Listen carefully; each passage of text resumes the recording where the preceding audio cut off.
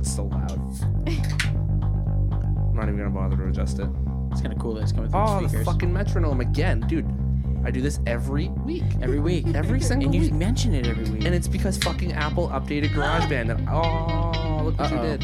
And I'm an idiot and don't know how to turn off the metronome until I'm at least 10 seconds into recording. That's all right. For some reason, I can figure it out after, though. Oh. Not liking that, huh? Welcome back to another episode of Stories from the Shed. My name is Adam. And again with me this week is a man that isn't always rude and sarcastic because sometimes he's sleeping. Jake, how you doing? There's really only two moods that I have, and it's asshole or asleep. I was going to say your two moods usually are rude and sarcastic. Sometimes he's even grumpy when he's sleepy. Yeah, It's true. I can be pretty angry. I've had full-fledged arguments with myself when I'm angry. Well, not only when I'm angry, but when I'm sleeping. Sometimes this guy comes over to watch hockey, he falls asleep on my couch, and he is arguing with himself. Yeah, I'm like, believe Jake, it. it's time to go. He's asleep. He's like, oh, fuck you. That's true. So as everybody can hear, we've got quite a few voices in this shed tonight. Jake, Yep. why don't you introduce everybody? Round the horn. All right, round the table. So to my right, we have my youngest sister. Her name is Tori. Yo, what's up? What's up? What's up? What's up? You having fun? I can see it. Yeah. Good. We have Emily, my stepsister. Hi. Adam. And we've got Mike with us. Mike, tell us a little bit about yourself, because you are a shed virgin. I wouldn't say I'm a virgin, but I don't know. All right. All right. All right, here we go. Virgin to the shed, yeah.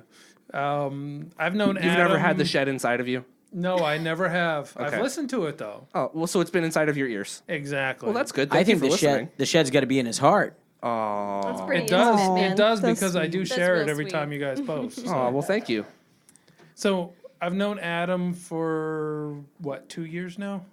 That's too long. Closer to 4 years, I think. Yeah, Rip. you're Yeah, probably really. right. Closer to 4. I was in the Marine Corps for 4 years.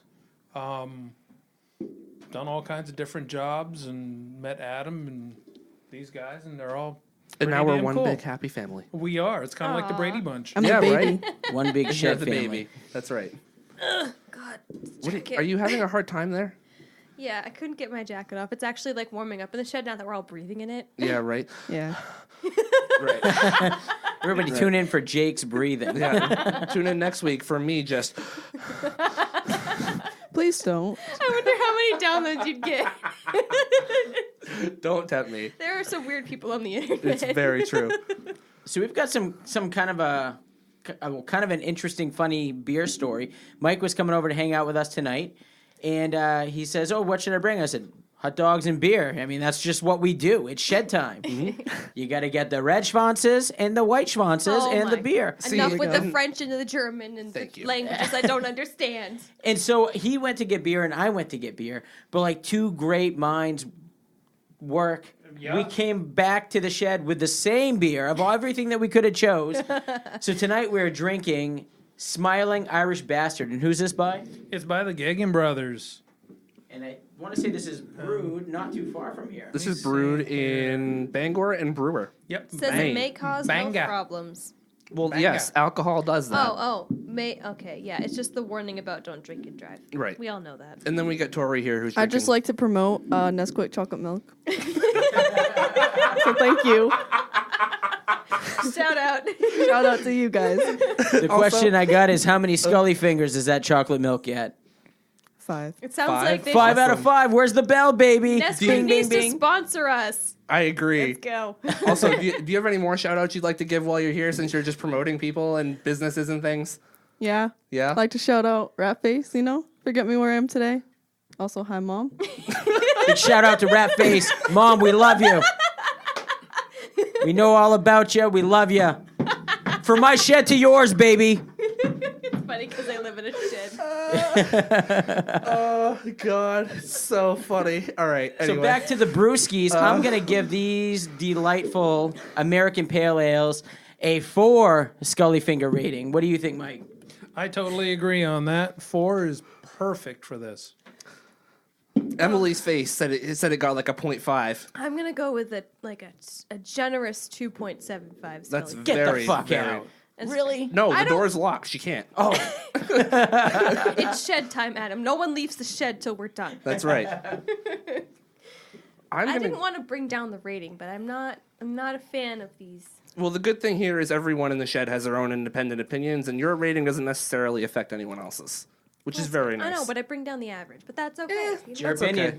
Yeah, exactly, and it matters. Thank you, guys. I'm gonna give it a 4. I am really enjoying it. I wonder if it comes in glass. Does it come in glass? Honestly, I am not 100% sure. Never seen it in glass. Well, it would get 5 if it came in glass, but I'm just a snob. It is what it is. I'll take what I can get, though. I mean, they're really not that far up the road. Bangor Brewer, we could just make a road trip out of it someday. That's very true. This is my 3rd time having hiccups tonight. Oh well, you had hiccups on the way here, and then you have hiccups on the way back from the cemetery or to the cemetery, It was which we'll bad. get into a little bit. It was bad. So speaking of the cemetery, Tori, what do we got on tap for tonight's story? right. Nesquik chocolate milk. Oh yeah, that too. Well, it's a little bit of an older story, but there was a guy named Captain James Purrington. I was born in Bowdoin, Maine. Bowdoin? I don't know how to say that. Bodenham. Bowdenham. Bowdoin, Bowdoin. whatever. I can't read. Bowden. Whatever. I can't read. That screen is too small. You bought it. It was you- free. Quit your bitching. What are you Okay, talking same about? thing. It was Shh. free. Ladies, there's enough lipstick to go around. You're fine. So what's this story? All right. Well, the story is that this guy basically murdered his whole family. Oh shit. 6 out of 8 children he killed. One of them lived for 3 more weeks. The other one survived for not that much longer, actually, right? Yeah, no, he didn't live much longer, but not because of the murder. Yeah, it was, And what, pray tell, did he kill them with? killed them with an axe and a straight razor. A straight razor, like to shave with? Sweeney Todd Yeah. style, baby. Oh, yeah. shoot. Oh, That's where Stephen. Sorry, we're good. that's where Stephen what? Stephen King, got the inspiration. He totally, definitely stole that from this guy. Oh, for sure. 100%. Oh, for sure. Except he this should, guy he should be wasn't a paying this barber. guy royalties. Except he Oh, wasn't yeah. a barber; he was a farmer. Apparently, I don't know how he got the name Captain James Purrington if he was a farmer, but He's like Captain Jack Sparrow. It's all bullshit. Oh, okay. Yeah. that's neither here nor there. But anyway, so like you said, this is an older story. This takes place in, what, 1806? 1806. So tell us a little bit about this. Well, they basically moved to this house in Augusta, and they kind of, they seemed like a normal family. They went around and met all the neighbors and everyone. That's how it all starts. Yeah, that's how it all starts. And there was just one night, no one really knows why he did it, but he went and murdered his family with an axe and a razor. And one of the sons managed to escape and went to talk to the neighbor, and they found all the dead bodies. And no one really knows why he did it, but From what I understand, he was born in around 1750. What kind of a captain he is, I don't know. It wasn't a not told. captain in the Air Don't get me Force, that's for started. sure. yeah. But he lived in the Bowdenham area, which is kind of interesting because it's not that far from the shed. How far are we from the shed, Mike, to where they were from? I don't know, maybe. Oh, what, maybe 15, 20-minute drive? If that, yeah. Yeah. It's really not that far. So he was born there in 1750 and married Betsy Clifford of Bath. He was well known in his community and very respected in his small town Maine area. Still a small town. Yeah, Yeah. he was. Yeah, Bodenham is very small. He was an independent farmer, and he had a really nice plot of land and had really good habits. He had a really good character, and people seemed to love him and his family. They seemed like the perfect family for the time. I think we can agree that he was a captain of farming then. Yeah, well, Yeah. he was a captain of his family too. That's a man. That's a man, steel and brawn. It's man. Yeah. I mean, it really shook the community apparently when they found out that that's what happened. I mean, it went so far as when the son went to the neighbor's house to tell him what happened, and he was pretty much hysterical when he gets to the neighbor's house, and he just doesn't know how to word what happens. They get to the house, they find all the dead bodies, and I mean, just by the next day, like, geez. Right.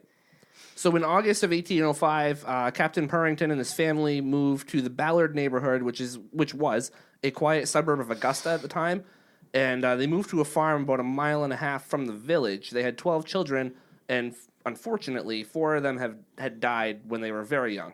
Which was a very common thing. And kind of a fun fact, at this time, this area, which is now Maine, was considered Massachusetts. Right. Maine wasn't a state until 1820, I want to say.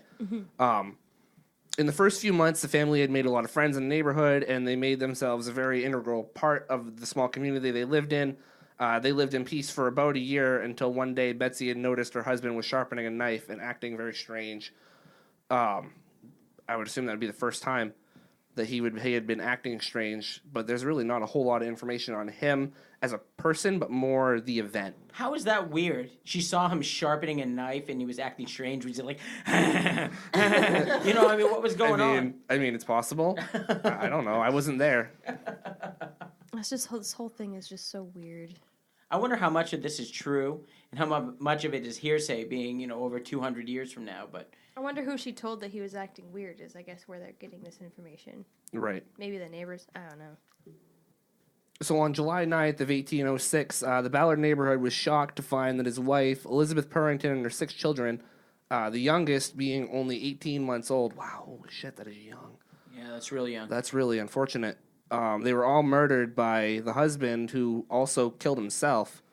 He killed them all, including himself, as we've said, with an axe and a straight razor, right on their farm on Old Belgrade Road. One of the children, whose name was Martha Purrington, was able to survive her initial injuries, but died 3 weeks later as a result of being attacked by her father.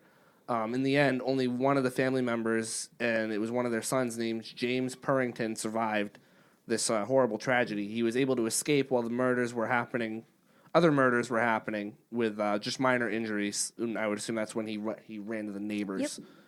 Yep. He ran to the neighbor's house. The home was owned by Dean Wyman, and he and another man went to the house to see what was going on. They found his father on the floor with his neck slashed. His wife was on the bed, and her head was pretty much severed from her body. It's really messed up how they They found must have him. done her in with the axe then. Yep. Yeah. It was said basically there was only 2 kids that he actually killed with the razor.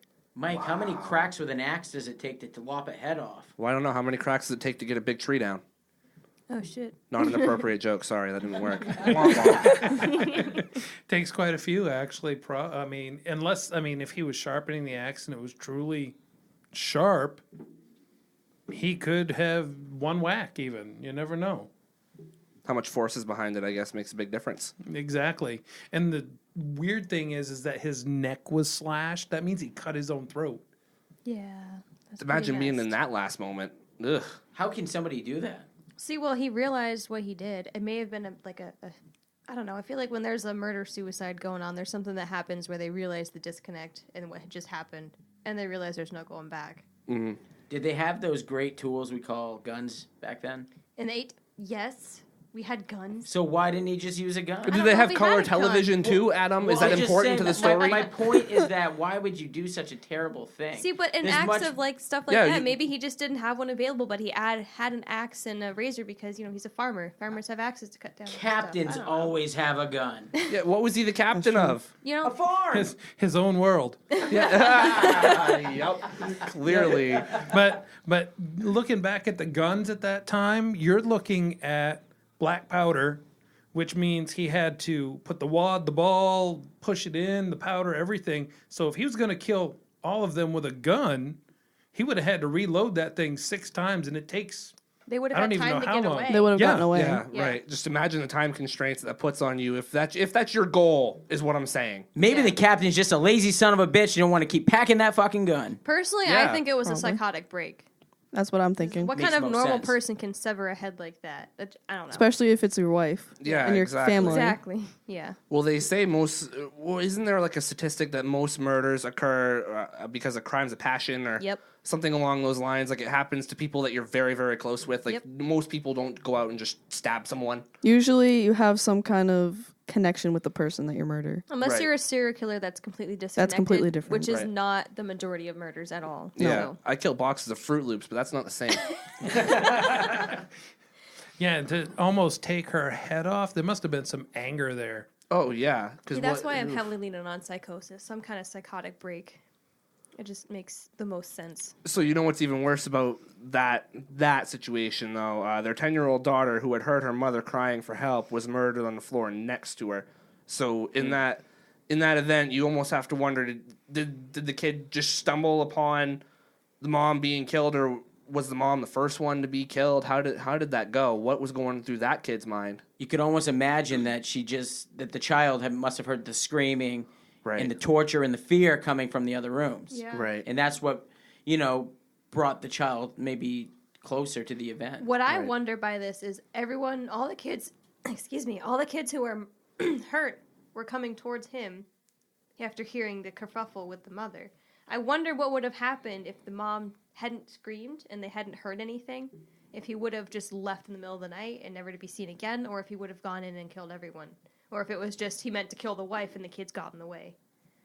That's a I good don't know. possibility. There's no way to know, Right. but it's just I don't know. That makes me wonder because they all came to him. Right. Well, two of the Yeah. younger ones, weren't they killed with the razor blade in their beds? Yeah, 2 of them were killed in their beds. Okay, well, see, that completely So- throws out that theory then. And why the razor blade on the children and not the axe? I mean, not that it matters. I mean, they're Right. dead anyways, but I mean, I wonder what his thought process was on that.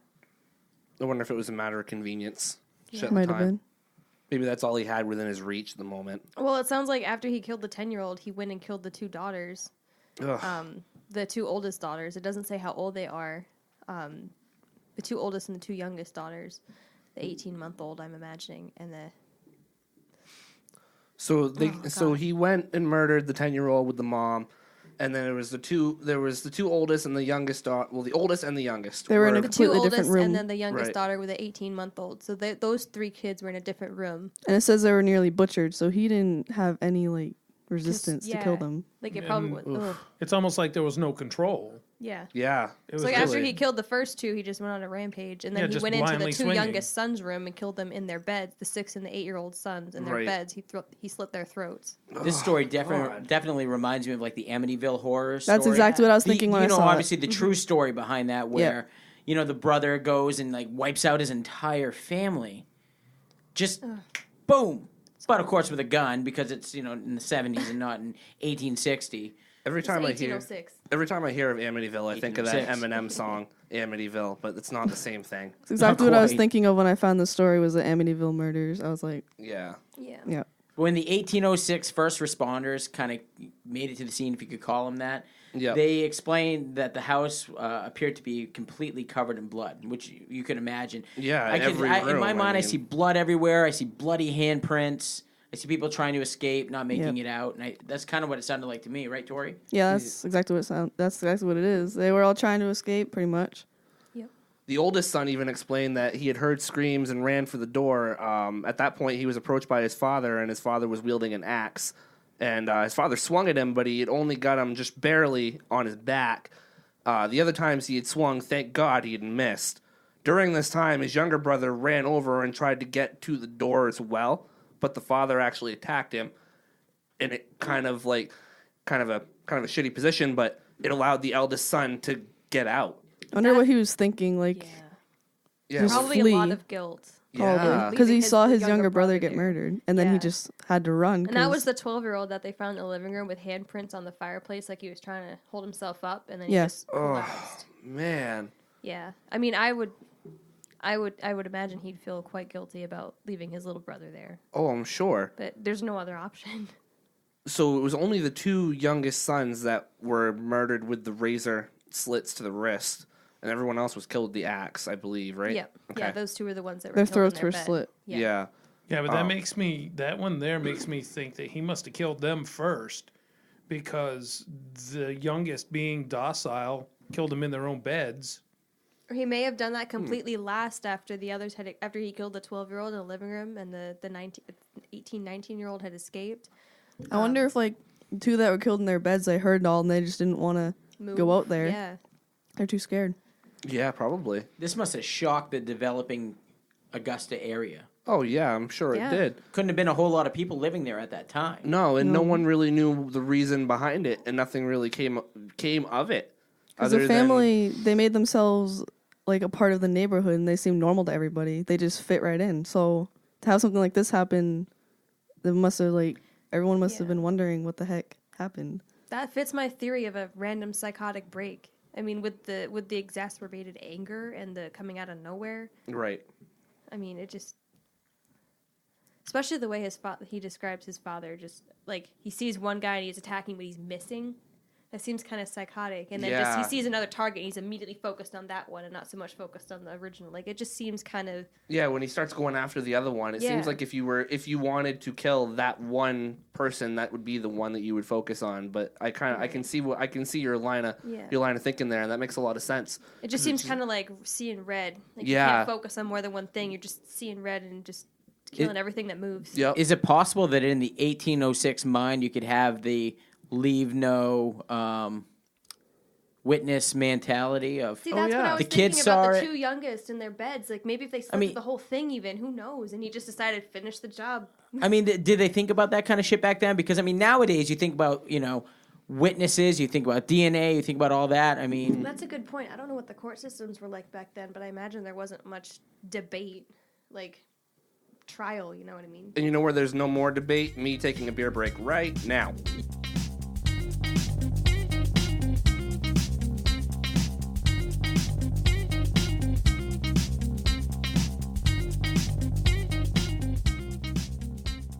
Felt the need to tell me that right this second. Right this second? Yeah, right now. You get notifications for your Sims game? Apparently on airplane mode because it's not Wi-Fi based. Oh, okay. That's weird. And we're back. Adam, we're back. Are we back? We're back. We've been back. Oh, fucking What are you great. talking about, bruh? In his defense, he's not wearing the headphones, so he can't hear the music. We got no. I heard the music. No. I'm just an we have idiot. I speakers mean- right Oh, here. Oh, I you know what didn't- I forgot? Listen. I was waiting for the fucking sound, Jake! Asshole! Please don't yell at me. That was Please mean. yell at Talking him. about my bathtub. I didn't realize we were recording. Why are you talking about your bathtub? Yeah, what, do you need to clean your bathtub, you dirty bitch? I don't even know where I was going, Mike, with my bathtub. Do you? All I right. mean- I have absolutely no idea, but Yeah, why- I do think we did leave off with the most notorious killer from Maine, though. Oh, thanks for that save. thank Adam was you. going to go on a rant about his I bathtub. was fucking shit up. Did you know that the most notorious killer from Maine was 46 years old at the time of the murders when he killed 6 of his 8 kids? We could actually give you the names of all of his victims, I wish we had a bell so we could say the name and ring the bell, but we don't have a bell, so I don't know why I mentioned like an that. Undertaker bell. Like Someone can like do a the sad- bell when someone says the name. That's not a bell. That's a gong. Yeah, that's a gong. Gong, a shit gong! Adam's getting really worked up. I'm glad I took the new beer from him. So, thank you. I was waiting for the laughter to stop so I could go over these names because you know what's going to happen is we're going to keep laughing during this, and I'm going to get yelled at for it, and it's my fault because I'm the asshole. Right. Right. Right. Just like that. Sorry. So, the youngest, I'm assuming the 18-month-old, Yep. was Betsy No, Purrington. that was his wife. Oh. You're reading in the wrong way. Incorrect. I'm This sorry. goes from oldest to youngest. Oh. Well, then someone else fucking read it. All right. So he had his wife, Betsy Purrington, his oldest daughter, Polly Purrington, second to oldest, Martha Purrington, and then there's Benjamin, Anna, Nathaniel, Nathan, and Louisa was the 18-month-old. Oh, okay. The Sunday before this murder happened, it said that Captain Purrington had written to his brother saying that it was time for him to be dead. And he asked his brother to watch over his family for him. He told his wife that he didn't want to commit suicide, but was approaching death. He was very religious, so he saw his death kind of type thing. Did he? So He was his- ready to accept it, I guess. So am I understanding this right? His brother says it's time for you to be dead? No. No, he wrote to He his wrote- brother. Oh. Yeah. Okay. Right. I'm like, that is a shitty fucking thing to say No. to anybody. Yeah, I agree. But no, he wrote to his brother, and he was told his brother that he felt it was time for him to die. Yeah.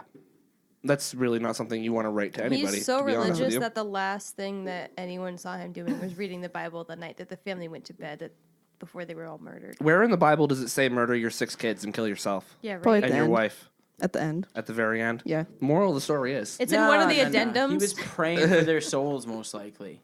I mean, look at our Angela Palmer episode. You know what? Yeah, It's actually I a mean, really. yeah. I wonder. Religious hysteria is kind of freaky, in that people think that God tells them to do crazy stuff. Like, I wonder if he got like a vision or something, and that was because what seems like psychosis. And yeah, I was just going to say, again, that comes back to your psychosis theory. Right. That's all that I can see this. If he was strongly religious, I'm not saying religious people are prone to psychosis, but like, no man from the sky told you to kill your family. Well, you're just saying the two things can coincide. You can be a religious person and be and be mentally ill, but you can also be a religious person and not be mentally ill. So please, Right. for the love of God, don't fucking email us and say, "Oh, not religious people aren't mentally ill," because they're not. What I'm saying is, the two things can be true in a given Right. circumstance. If you happen to be I am religious and then you happen to be, I don't know what kind of people go into rages like this. I guess either bipolar or schizophrenia, something like that. It sounds like, this is way before mental health was actually known and researched and helped. So it sounds like it was something like that. He had some kind of hysteria relating to his religion, possibly, maybe, that It's possible. there's no way to know for sure, but that's just the most plausible thing because it came out of seemingly nowhere, and I don't know. There's no way to explain it. No. What gets me is this note that was found expressing his religiousness and hoping that his family has a happy future. Like, how can you hope that your family has a happy future if you kill them all? Because God's going to take care of Is that them. what you meant about praying? But you know what, though, Emily? It's funny that you bring that up because, I in my spare time do a lot of reading on murderers and shit like that. And Oh, do really? a lot of Wow. watching. I couldn't I tell. never would have known. Yeah, Bringing this back but 2 episodes. What's in the other shed? but anyway, yeah, good point. But no, there's been plenty of people that, and I can think of a couple of cases right now, right off the top of my mind, that their family wasn't Christian enough for them. They weren't going to the church 3 times a week. They were maybe 16 and having a boyfriend when that is just so, Yeah. And they felt like my family isn't godly enough that I need to kill them now so that they can go to heaven before they take that hellacious path. Yeah, so maybe he was trying to get them into heaven, sacrificing himself to go to hell, for committing murder, so that he could go to heaven. They could go to heaven. He wouldn't be the only guy to do so, right, Mike? No, he wouldn't. My thought maybe is him reading the Bible. He was also looking for solace, Yeah. looking for some kind of comfort because he was thinking of taking his own life. But for some reason or another, he kind of took that extra step, and maybe it was, like you said, the voices in his head. Yeah. Said, Well, I mean, it is a sin in a way to commit suicide. They say that people who do that don't go to heaven.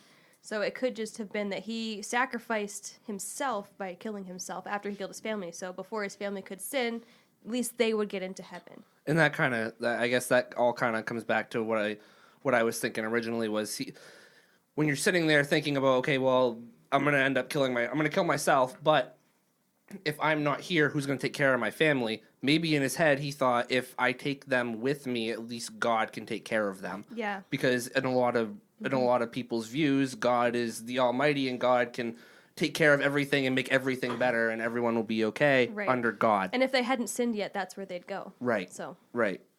yeah, that makes some kind of sense. Well, he said how he saw his death coming for him. So I wonder if he thought that was the night, and he was reading the Bible and praying and all that stuff, so that way they'd get into heaven. Now, what I'm wondering is why he would think that his death was coming for him. He was relatively, for the time, he was 46. Well, I wonder what the average life expectancy was back in Not very high. 1806, 50, 50 or yeah. 60. 50 or 60. Okay, well, He maybe. lived to be a grandfather at that point. So maybe that's what he was thinking. Yeah. It's who knows? Maybe he came down with I don't something. know. He came down with cancer or something horrible. Who knows? And would he even know back then? I don't know. But one thing that I remember reading in the story is, didn't it say that he was actually struggling as far as money and feeding the family? Yeah, he was. And He things was like that. So he was an independent farmer, and I remember reading something about he was having a really hard time one year because it was a really severe drought, and he was afraid that he wasn't going to be able to produce enough to take care of his family, not only to feed them but to be able to sell and put money in the bank to pay the bills that needed to be paid.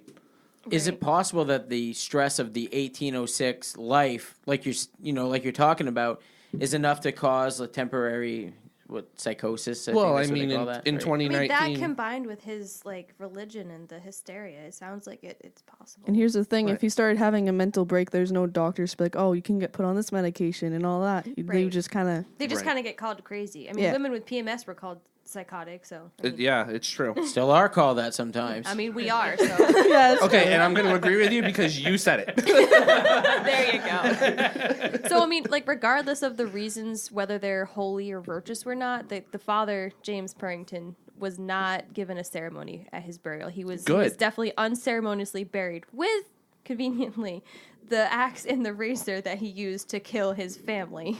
Okay, so the axe and the razor thing, that's kind of fucked up. Yeah. Yeah, That is why sick. would you bury him with his murder weapons? That is some cuckoo shit. But anyways, that is definitely some cuckoo shit. here's the thing. He might have been a great man his entire life up until that one moment where he snapped and this happened to him.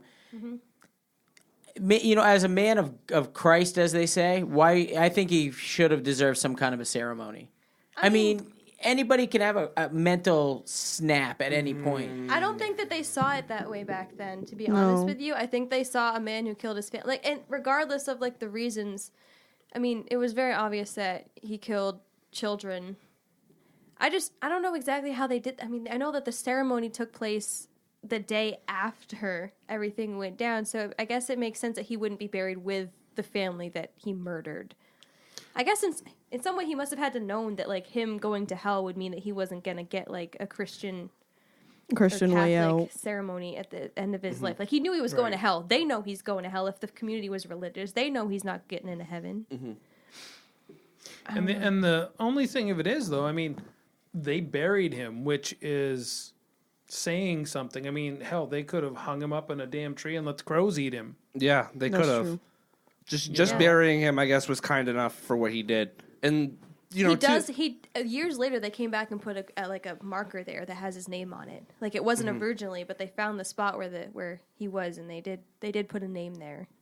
Speaking of which, we did go on a field trip tonight and try to find the burial site of these people, but unfortunately we did kind of take the field trip and we went to the wrong cemetery. but it was still our first shed field trip. Exactly. It was fun. So I found this amazing, shout out to Reddit, I found this amazing subreddit called r/genealogy, and there was a post on there about this specific family, and someone had mentioned that they may be distantly related to this family, and a commenter below had mentioned they found, like, records of this family lineage being buried there. I completely misunderstood what the text Yeah, but you was. tried. I was somewhat under the influence of alcohol, but we tried. It was only one beer. Right. And she didn't drive. I am small. 200-year-old records are kind of.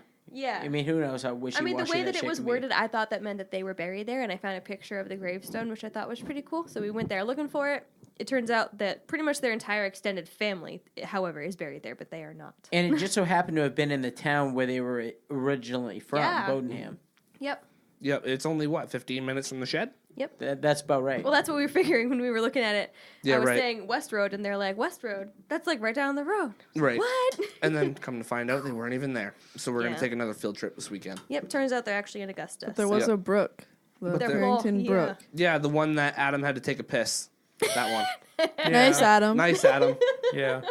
Adam. When you gotta go, you gotta go. That's true. That is true. I give you respect for not... You took it away from everything. Yeah. Oh, yeah. You were well, respectful. I mean, we were all totally respectful. I know people- absolutely. People give us shit sometimes, but I mean, we're definitely respectful people. Yeah. Especially of the dead. And Adam doesn't even get to go on the field trip tomorrow, so I'm going to spend all day trashing him on Facebook Live. It's going to be You got fun. that? It's open. You got it. You got to It's do open. what you got to do. Open invitation. I'm sorry. I'm All sorry. right. It's okay. I feel shame. You should be. You good? Yeah. You deserve Being a it. dad and shit. Yeah. How dare How you? dare you? How dare you? How dare you? How All dare right. you. Anyway, we're getting sidetracked. Where were we with this? That we're going to take a field trip to Augusta tomorrow to find the actual correct gravestone. We're probably going to go... You'll see this before that comes out. You'll see the live stream anyway. Of us in Augusta finding the actual gravestone. Hopefully. What is the Hopefully. actual location of the cemetery, though? The actual location is on the corner of Winthrop Street? Winthrop Road? Winthrop and High or something? Winthrop and High. Yeah. In Oh, Augusta, wow. yeah. Holy Yeah, shit. wow. Look at that cemetery. Oh, it's on both sides of the road. Yeah. That is So huge. the husband, James Sr., is buried in the southeast, which looks like it's going to be on the left-hand side of the road all the way down. Yeah, he's towards in the he's back. like right by the road, from what I could understand. Yeah, so like So over, he'd be over in the north- corner. He's right by the highway. Yeah, he'd be right by where that question mark is. That's Yeah. what Yeah. they said, is they buried him near the highway. in the And you know what- southeast section of the cemetery. And you know what's funny is when we were at the other cemetery tonight trying to find the spot, and we go, oh, it was by the highway. Well, it wasn't quite a highway. See, It when was I just was a back trying to, I was road. trying to Right. justify it being like, well, 1800s, highways aren't going to have like double lanes, like it's just for horses, but like that, this definitely makes more sense. Oh, absolutely. And it looks if- like it's right by the airport or something. Yeah. It is. It's right up there by the Augusta Airport. Now, on the bottom part of the screen is the older part of the cemetery. So- I've walked in some In parts there? of that So cemetery. in this, so it would be on the That- left side of the Yep. road if you're heading towards the airport. Yep, that is the oldest part of the So cemetery. he has to be in there, though. I wonder if they buried him in that part of the cemetery, or if they hadn't moved yet to the other side of the road at the time of his burial, and he's over there. Still, I don't. We're gonna have more answers tomorrow for sure. My biggest question is he buried near his family or away? I'm wondering if he's buried with his implements from hell. We're not gonna know that because it's not like we can dig him up. That's kind of a crime. No, I know, but that's something that's Yeah. one of the highlights of the story that I I, want to thought know was what kind they of bizarre. put on his headstone, if anything. Like, did they write anything? Because I know a lot of times they wrote like "father of" or "husband of." I wonder what they wrote on his. Axe murderer. Yeah, I wonder right? if they wrote that he's buried with his weapons. I know. I'm super excited, and I have so many questions that are gonna be answered the second we get there. Yep. I'm super pumped. That's not often that you get to go to these places and see how it played it's, out. No, it's really not. And I think the only time we've gotten to experience that, and it mainly because we've been kind of lazy, let's be honest. But the only other thing that we've really been able to do is go out to Kim Moreau territory and get the pictures of the posters. Yeah, and that was stuff completely like on that. accident too. You and I were Right. doing a completely unrelated trip and just happened to see a missing persons poster Yeah. stop, and it happened to be her. Right. It Oh was yeah, they're perfect they're timing. all over everywhere. the Yeah. poles up there. Yeah. Oh, They actually yeah. just had some stuff come out about her. They were up in Jay digging up a driveway. Yep. Yep. Yeah, they were. Yeah, that's what I saw. Nothing came of it. But Nothing came of it though. Unfortunately. So yeah, this was a kind of a short story, just a little bit, not Yeah. Not too bad. not too bad. Definitely kind of interesting though. Yeah, for sure. Being as old as it is. Right, and it definitely piqued my interest because we assumed the cemetery was right down the road from us, which was still kind of cool to go and explore because we did find multiple graves with very similar names. Yep. And we're almost wondering if these people maybe dropped a couple letters in their name and changed it because Yeah. there was a ton of Purringtons, Purrinton. Yep. And So then, and his name is spelled Purrington, Yes. correct? Okay. I mean, the biggest thing that I thought was cool. I looked into a little bit of the family tree of this family, and although the only son, James Jr., survived, he was not institutionalized. He went to a boarding school the year after his family, died.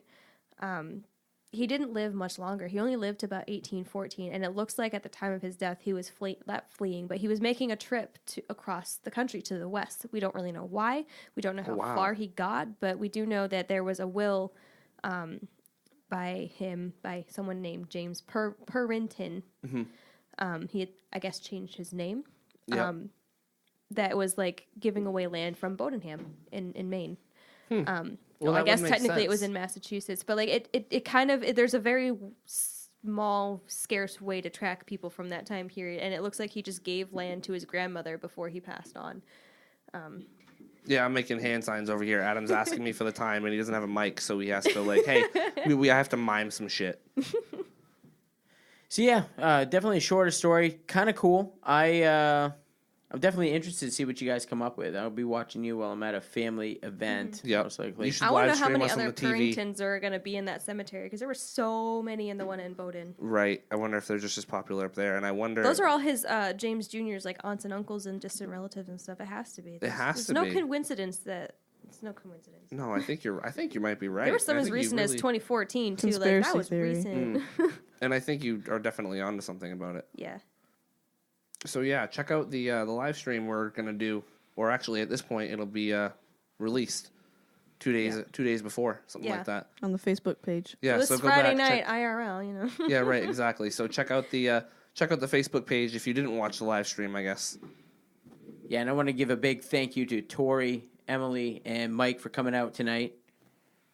Hope you have me back sometime. Yeah, absolutely. Absolutely, yeah, You're so no. much closer now. It's easier. I know. I know. This was fun.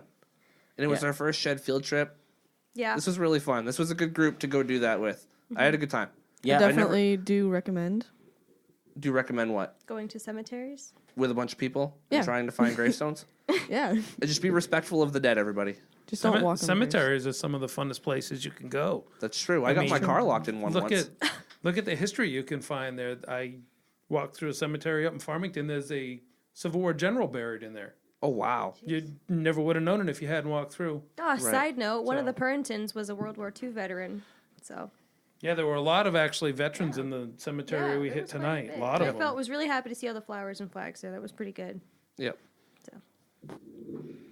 So if you're looking for us online, you can find us on Facebook at Stories from the Shed. Find us on Instagram, Stories from the Shed Podcast.